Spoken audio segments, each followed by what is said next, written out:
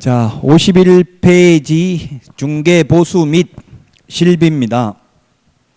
시험에 두 문제 출제됩니다.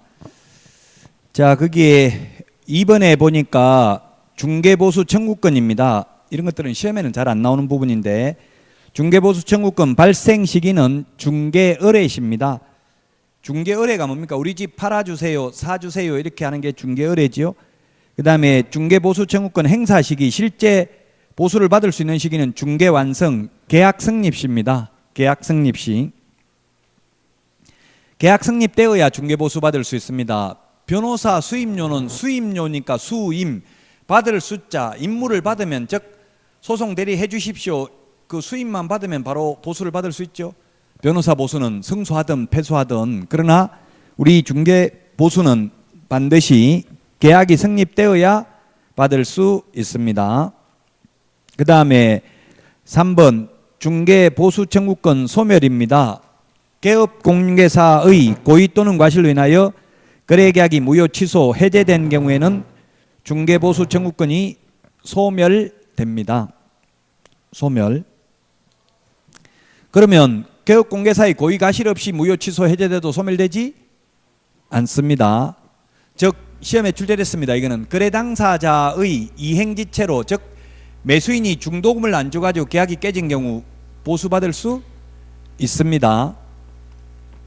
제가 아는 지인이 그 부천에서 이런 일이 있었어요. 실제 사례인데 40억짜리를 팔았는데 계약금을 2천만 원 받았대요. 2천만 원 가계약금 비슷하게 받았는데 그 다음날 계약 깬다고 하는 거예요. 매수인이 2천만 원 떼이도 좋으니까 계약 좀 깨자 이러니까 매도인은 공돈 2천만 원 생겼다고 좋다고 그냥 또 다른 사람한테 팔면 되지, 알았다 오케이 한 거예요. 그랬는데 그 매도 측 개업공개사가 중개보수 40억에 대해서 4936 3,600만 원 중개보수 달라고 소송 제기해가지고 1심 판결 3,600만 원 주라고 나왔어요, 판결이. 그래서 저보고 지금 받은 거 2천만 원 밖에 없는데 이게 그냥 2천만 원 다 먹으려고 당연히 생각했는데 이게 오히려 더 토해내게 생겼다, 이런 억울한 경우가 어딨냐 저한테 따지더라고요. 그래서 저한테 그러지 말고 판사한테 이야기하세요, 항소해가지고 억울하다고. 그래서 계약금을 통상 10%를 주고 받는 게 관행이잖아요. 10% 4억 받았으면 3,600만 원 보수 주더라도 남는 거죠. 2천만 원 밖에 안 받았기 때문에 그래요. 예, 그래서 계약금은 통상 10%를 받는 게 그래서 안전합니다. 좋습니다. 자, 어쨌든 개업공개사의 고의 과실 없이 계약이 깨져도 받을 수 있다, 이론적으로. 근데 현실적으로 받기는 쉽지 않죠. 근데 거의 저도 옛날에 중개업하면서 이거 달라고 해본 적은 없어요. 한 번도. 계약 깨지면 그냥 아이고 깨졌나 보다 하고 말았는데 이렇게 소송해가지고 받아내는 사람도 있기는 있어요. 근데 소송 당사자가 순진해가지고 그렇지, 만약에 의뢰인이 개업공개사의 고의과실로 확인설명 제대로 안 해가지고 계약 깬다 이렇게 역으로 반소를 제기하면 오히려 피곤할 수도 있어요. 그래서 웬만하면 소송비가 더 들 수도 있다고. 변호사비 400, 500 정도는 들어가는데 그래버리면 오히려 남는 게 없을 수도 있어요. 중개보수 몇 푼 안 되는 거 가지고 하기는 어렵다는 이야기입니다. 자, 3번 중개보수의 범위 및 한도입니다. 주택과 주택 외가 구분이 됩니다. 주택하고 주택 외가 구분이 됩니다. 첫 번째 주택이 있고요. 그 다음에 주택 외가 있습니다. 주택인 경우에는 국토교통부령이 정하는 범위 내에서 시도 조례로 정합니다. 주택은 국토교통부령이 정하는 범위 내에서 시도 조례로 정한다. 그 다음에 주택 외인 경우는 국토교통부령으로 정합니다. 자, 그러면 주택인 경우 국토교통부령으로 정하는데, 국토교통부령에 보면은 매매인 경우에는 0.9%, 임대차인 경우에는 0.8% 범위 내에서 시도 조례로 정합니다. 어떤 분이 이런 인터넷 질문하신 분도 있더라고. 0.9% 곱하니까 계산하는 게 나오거든요, 시험에. 답이 안 나오는데요 이렇게 하는데 0.9%를 눌러야 되고요. 퍼센트 안 누르려면 0.9라고 적으면 안 되고 0.009라고 해야 되겠죠. 곱하기를 하려면. 아니면 0.9%로 하든지 이렇게 해야 됩니다. 계산할 때. 자, 주택 외의 경우에는 첫 번째는 85제곱미터 이하, 85제곱미터 이하 주거용 오피스텔입니다. 주거용 오피스텔. 주거용 오피스텔이라는 것은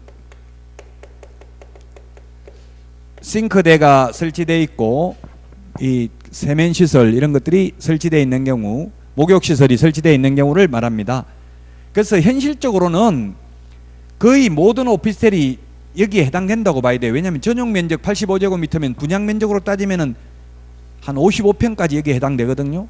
분양평수로 따지면. 그래서 거의 대부분 모든 오피스텔이 여기에 해당되는데, 실제 업무용 오피스텔을 하더라도 다 그 주방시설 이런 걸 다 갖춰놨죠, 현실적으로는. 그래서 이게 또 이것도 질의가 들어왔던데요.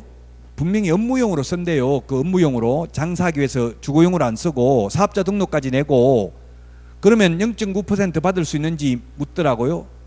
국토부에 물어보니까 안 된다.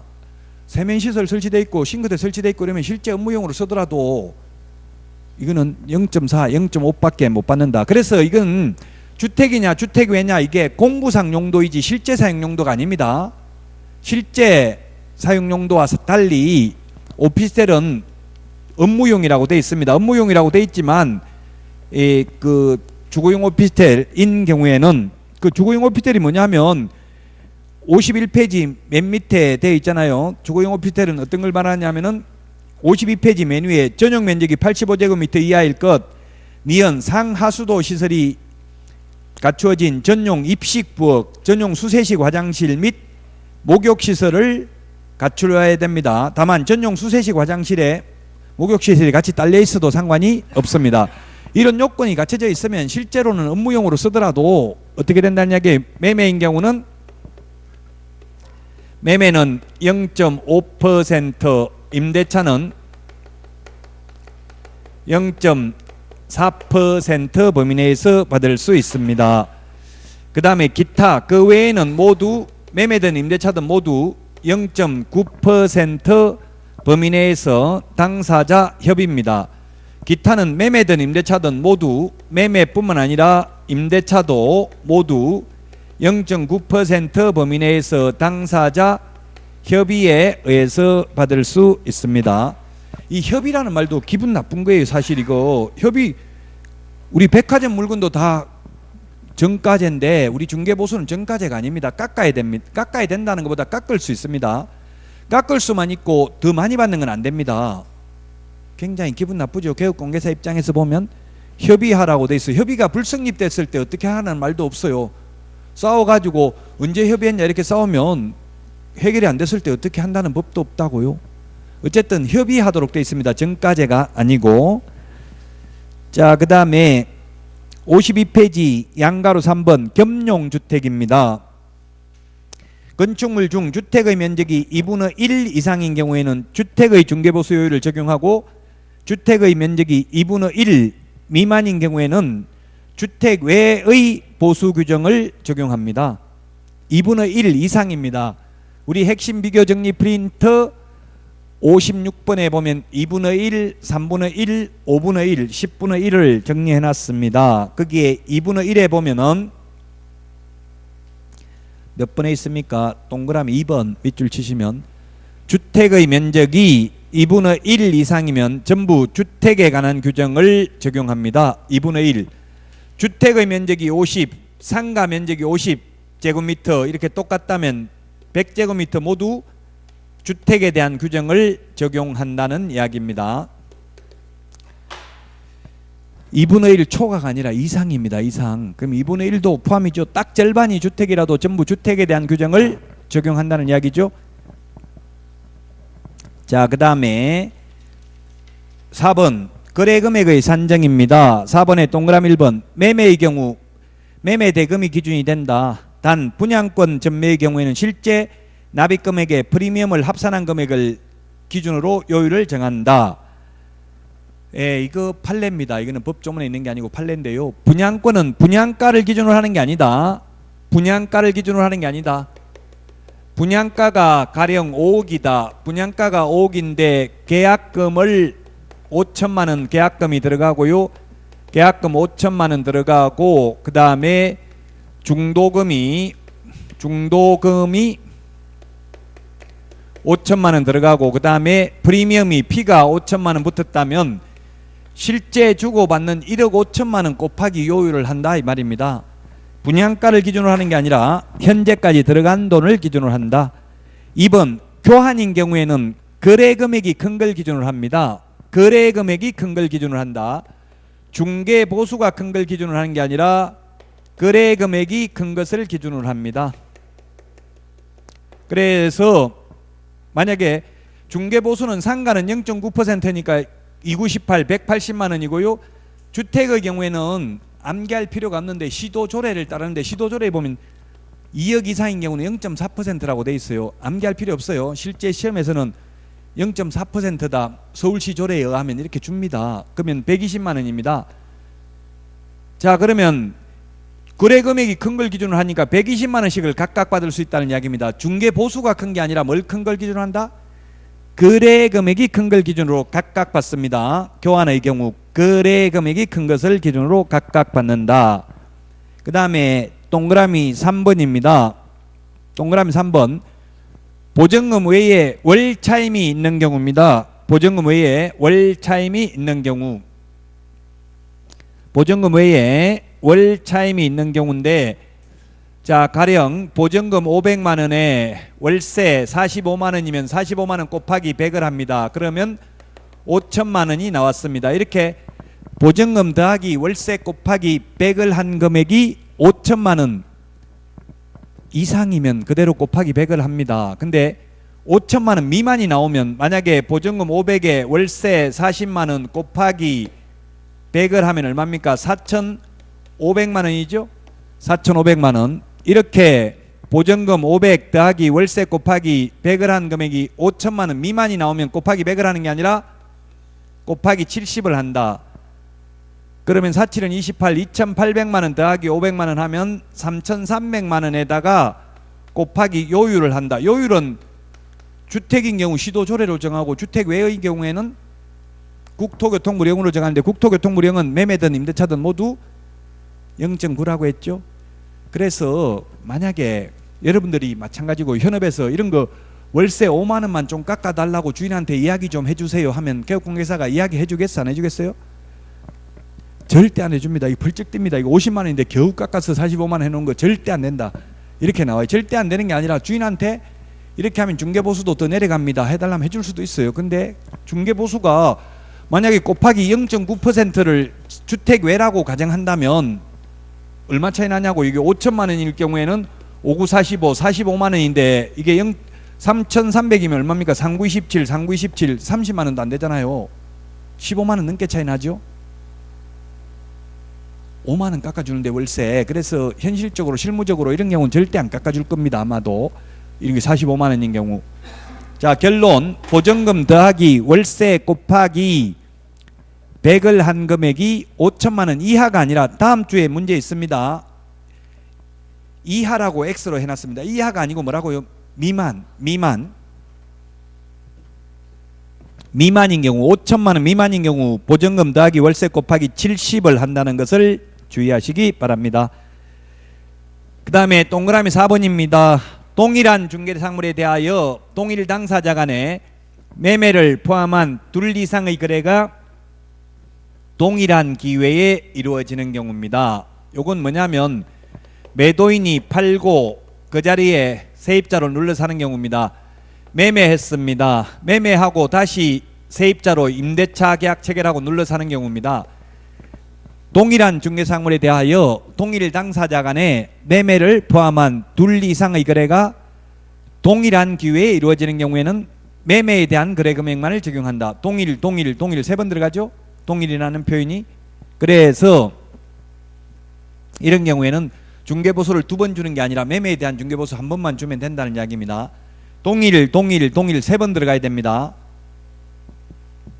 3번 들어가야 되는 거는 만약에 예를 들면 이런 게 시험에 출제됐다고요. 갑이 있고 을이 있고 A 개업공개사가 있는데 이 두 사람을 중개했고 을은 다시 사가지고 이거 병이라는 사람한테 임대차 계약을 체결했다.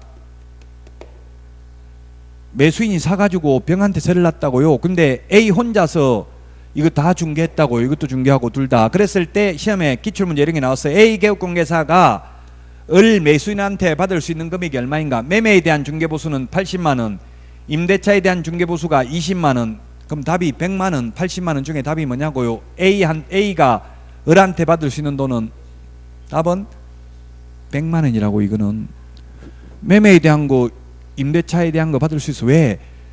동일 당사자가 아니잖아요. 지금 병한테 세를 놨다고 했잖아요. 지금 갑한테 세를 놨으면 80만원 밖에 못 받겠죠? 병한테, 다른 사람한테 지금 세 놨다고 했어요. 시험은 기출문제 이런 게 나왔다고. 동일 3번 들어가야 된다고. 그래서 동일한 기회, 동일 당사자, 이 동일 당사자가 아니잖아요. 지금 당사자가 다른 사람이잖아요. 그래서 동일 3번 들어가야 된다. 동일 한 중개상물, 동일 당사자, 동일한 기회 해야 돼요. 동일한 기회가 아니고 만약에 갑이 을한테 팔고 나서 1년 있다가 이 집에 세입자로 들어가는 경우는 임대차에 대한 중개보수 또 내야 되죠. 동일한 기회가 아니니까 동일 중개상물, 동일 당사자, 동일 기회, 동일 3번 들어가야 된다고요. 53페이지 중개보수 산정 방법입니다. 거래 금액에다가 곱하기 요율을 합니다. 그러면 산출액이 나오고 만약 한도액이 있으면 한도액만 받을 수 있습니다. 거래 당사자 쌍방으로부터 각각 받습니다. 자, 이게 무슨 말이냐 하면은 시도조례에 의하면 조례 암기할 필요는 없죠. 시험에 조례가 어떻게 돼 있냐 이거 묻지 않아요. 만약에 2억짜리를 중개했으면 2억짜리는 0.4%라고 되어 있어요. 시도조례가. 그러면 80만원입니다. 2억짜리 아파트를 중개했으면. 근데 2억 미만인 경우는 시도조례에 의하면 0.5%라고 되어 있습니다. 0.5%. 0.5%라고 되어 있습니다. 그러면 515, 5945 얼마에 95만원이잖아요. 모순이잖아. 모순. 이게 2억짜리 중개하면 80만원 밖에 못 받는데 1억 9천짜리 중개하면 95만원 받으면 개업공개사 입장에서는 이거 2억에서 조금만 깎아주세요. 10만원만 깎아주세요. 이렇게 하면 중개보수가 확 올라가겠죠. 그래서 산출액은 95만원이지만 한도액은 2억 미만인 경우에는 한도액이 80만원이라고 돼 있어요. 그래서 비록 95만원 산출액이 나와도 80만원 밖에 못 받는다는 얘기죠. 그래서 아파트 1억 6천짜리 중개하든 2억짜리 중개하든 모두 중개보수는 80만원입니다. 자, 그 다음에 6번 중개보수의 적용 기준입니다. 산출된 보수는 한도액 범위 안에서 거래 당사자 쌍방으로부터 각각 받는다. 다음 주 문제가 있는데 쌍방으로부터 합산하여 받을 수 있는 중개보수가 최대 0.9%다. X죠? 한쪽에 받는 게 0.9라고 합산하면 곱하기 2면 1.8이라고 양쪽 다 받으니까 쌍방으로부터 각각 받습니다. 2번 주택 및 실비의 경우 중개대상물 소재지와 사무소 소재지가 다른 경우에는 개업공개사는 사무소 소재지 관할 시도조례가 정하는 기준에 따른 중개보수 및 실비를 받아야 된다. 분사무소는 분사무소 소재지 시도조례를 따른다. 자, 그러면 예를 들면 본사는 서울에 있고요. 그 다음에 분사무소는 충청남도 천안시에 있고요. 그 다음에 아파트는 경기도 평택시에 있습니다. 평택하고 천안하고 붙어 있잖아요. 여기에서 천안에 있는 중개사무소 분사무소에서 평택에 있는 아파트를 중개했다고요. 이런 경우에 어느 시도 조례가 정하는 보수를 받냐고요. 뭘 기준으로 한다고 했어요? 사무소를 기준으로 한다고 했죠. 분사무소에서 중개했으면 분사무소 기준이니까 어느 시도 조례입니까? 이런 경우는 충청남도 조례죠. 천안시 조례가 아니라 충남도 조례입니다. 시도 조례니까 시도라고 하면 아무 말이 없어도 특별시, 광역시, 도, 특별자치도 조례를 말하는 거죠. 그래서 이런 경우는 충청남도 조례가 정하는 보수를 받을 수 있습니다. 자, 그 다음에 동그라미 3번 권리금은 중개보수 계산하는데 포함시키지 않는다. 이 말은 권리금 알선하고는 수수료를 못 받는다는 뜻이 아니죠. 권리금 알선하고 받는 수수료는 중개보수가 아니라고요. 왜냐하면 중개대상물이 아니기 때문에 중개대상물이 아닌 걸 알선하고 받는 수수료는 중개보수가 아닙니다. 그래서 권리금 알선하고는 별도로 많이 받아도 상관이 없다는 뜻입니다. 중개보수에 합산시키지 않는다고요. 아까 아파트 분양권 프리미엄은 또 합산시킨다고 했어요. 포함시킨다고 했어요. 근데 권리금은 포함시키지 않는다. 그 말은 권리금 알선하고는 별도로 돈을 많이 받아도 상관이 없다는 뜻입니다. 7번 중개보수 지급시기 등입니다. 1번 중개보수 지급시기는 개업공개사와 중개의뢰인 간의 약정에 따르되 약정이 없을 때에는 중개대상물의 거래대금 지급이 완료된 날로 한다. 예, 잔금 치러야 중개보수 받을 수 있습니다. 잔금 치러야. 옛날에는 계약 승인만 되면 중개보수 받을 수 있었거든요. 지금은 당사자의 약정이 있으면 약정에 따르고 약정이 없는 경우에는 거래대금 지급이 완료된 날로 합니다. 잔금 치러야 중개보수 받을 수 있다. 2번 공인중개사법 제32조 제3항에서 규정하고 있는 법정보수에는 부가가치세가 포함되어 있지 아니하므로 공인중개사가 법정보수를 초과하여 부가가치세를 순행하는 것은 동법 제33조 3호 규정에 위반되지 않는다. 지금 공인중개사라고 하는 건 이게 제가 말한 게 아니라 이게 유권 해석이니까 이렇게 공인중개사라고 했어요. 엄밀히 말하면 개업공개사를 말하는 거죠. 어쨌든 중개보수 100만 원에다가 부가가치세 10만 원 더 받아도 법 위반이 아니다. 이렇게까지만 시험에 나왔고요. 엄밀히 말하면 일반 과세사업자는 부가가치세 받을 수 있지만 간이가세사업자는 못 받죠. 그렇게까지 구분하는 건 시험에 안 나왔고요. 우리 공인중개사법에는 어쨌든 중개보수 외에 부가가치세 10% 더 받아도 그건 중개보수 초과 규정에 저촉되지 않는다.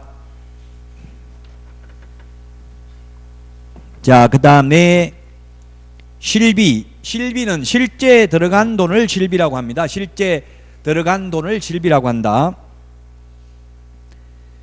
자, 그래서 실비 청구권은 그 실비 지금 53페이지에 있고요. 우리 그 프린터 내드린 건 52번에 보면 수수료가 있는데 그 52번에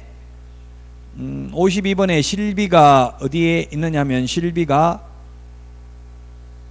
19번, 18번, 17번, 16번, 15번부터 있네요. 15번부터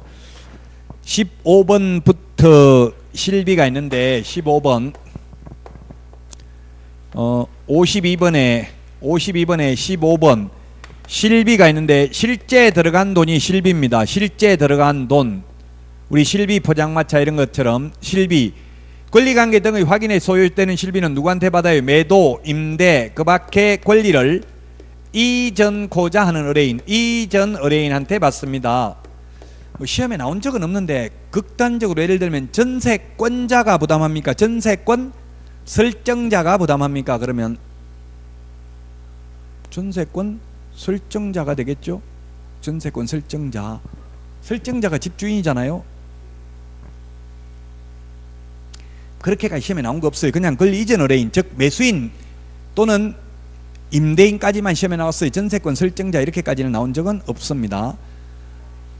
권리 이전 의뢰인이 받습니다. 권리 이전 의뢰인한테 받습니다. 왜냐하면 쉽게 말하면 등기사항증명서 발급비용은 매도인이 해야 된다고. 왜냐하면 민법 판례가 완전한 소유권을 넘겨주고 잔금을 받는 게 동시행관계에 있습니다. 그럼 완전한 소유권이라는 것을 스스로 입증해야 되니까 등기사항증명서 떼가지고 권리관계가 깨끗함을 스스로 입증해야 되므로 매도인이 해야 됩니다.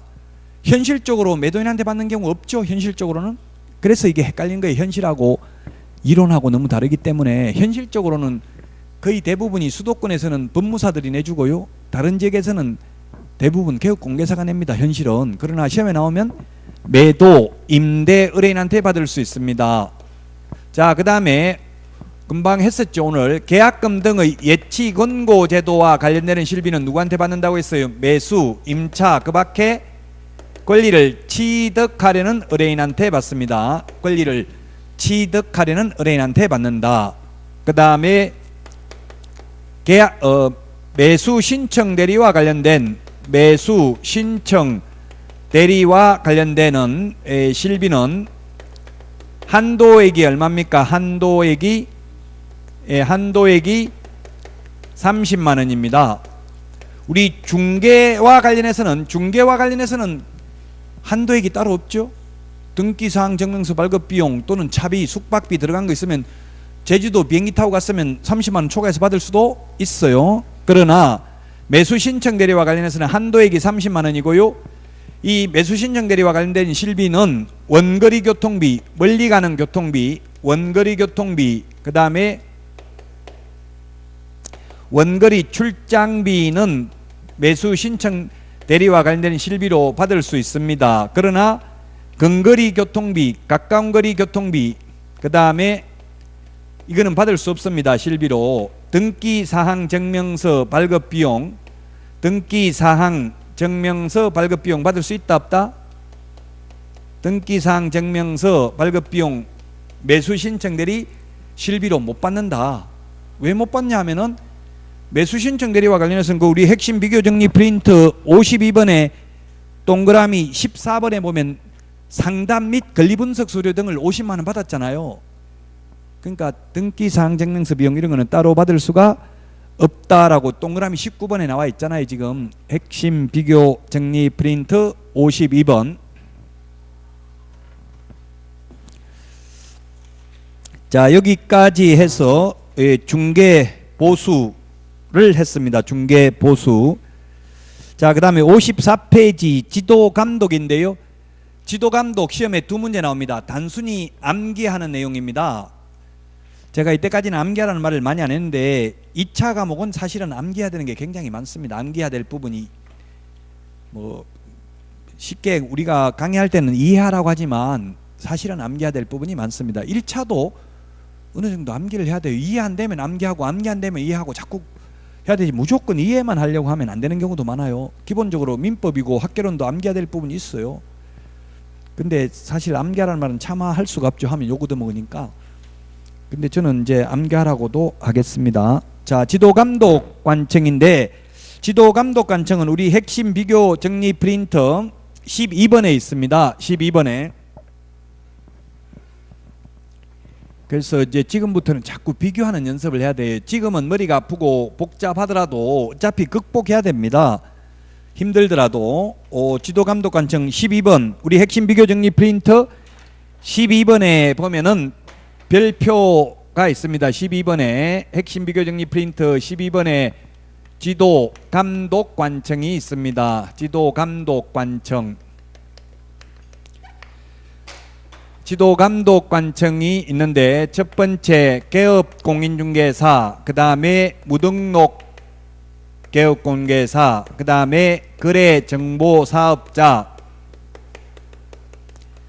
거래정보사업자에 대한 지도감독은 국토교통부 장관, 그 다음에 시도지사, 그 다음에 등록관청, 그리고 분사무소 소재지 시장 군수구청장도 지도감독관청이 된다. 자, 그 다음에 협회에 대한 지도감독입니다. 협회에 대한 지도감독. 협회 지부, 지회에 대한 지도감독도 오직 국토교통부 장관, 줄여서 국장이라고 했습니다. 국토교통부 장관만 지도감독관청이 되겠습니다. 협회에 대해서는. 협회는 오직 국토교통부 장관만 지도감독한다. 지부, 지회라 하더라도. 자, 그 다음에 그 지금 12번에 핵심 비교정리 프린트에 다 있죠.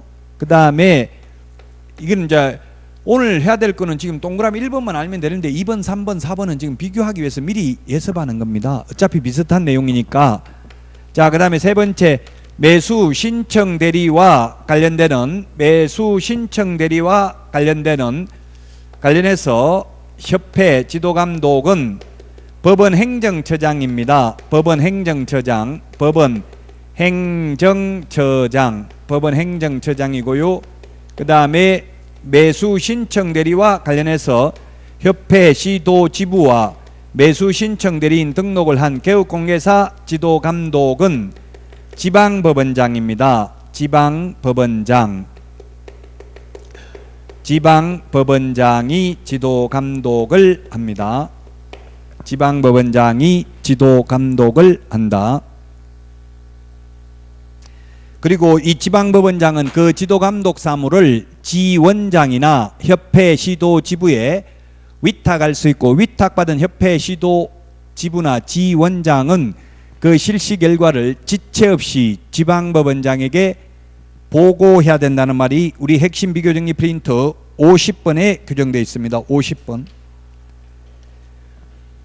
50번에 있죠. 50번. 50번에 동그라미 3번에 있잖아요. 밑줄 치놓으세요. 50번에 동그라미 3번.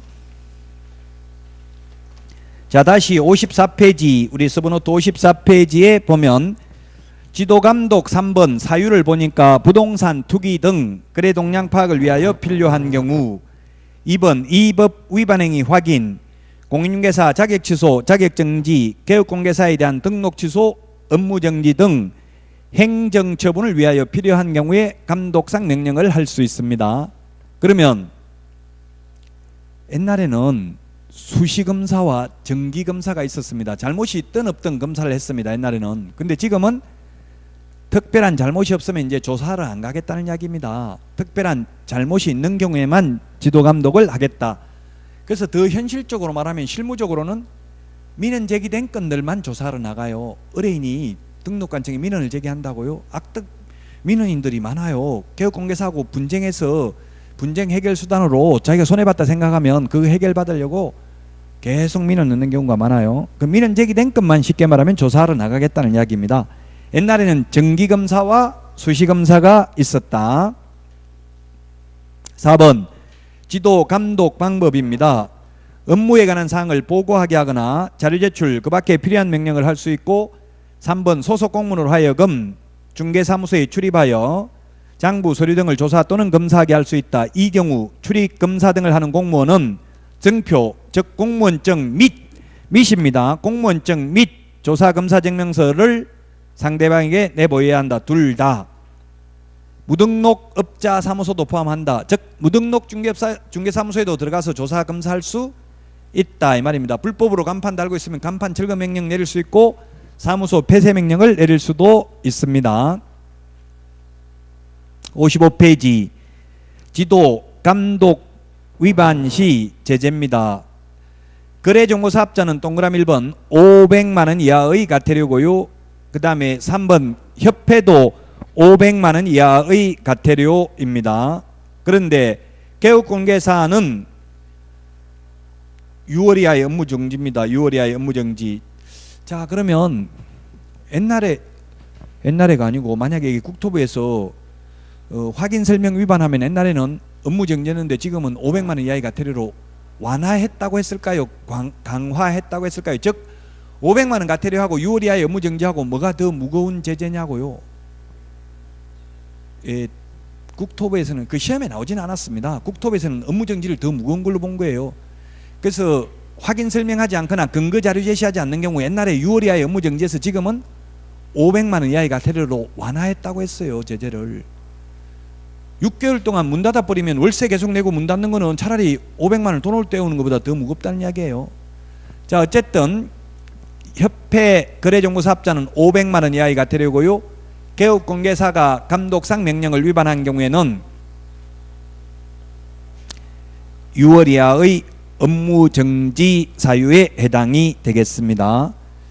자, 여기까지 하고 쉬었다가 55페이지 행정처분부터는 쉬었다가 하도록 하겠습니다.